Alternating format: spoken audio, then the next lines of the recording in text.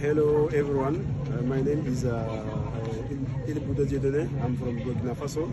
I'm a water and environment specialist and also I'm a co-chair of the UNTCD Community of Learning and Practice on Draft Management.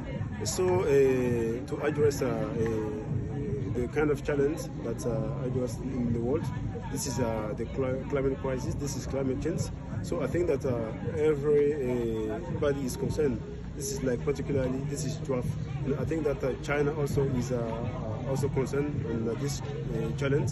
And harnessing momentum, we have to find, we have to transform, we have to include all of the stakeholders, we have to transform the knowledge into impactful or into creative solutions to address this challenge.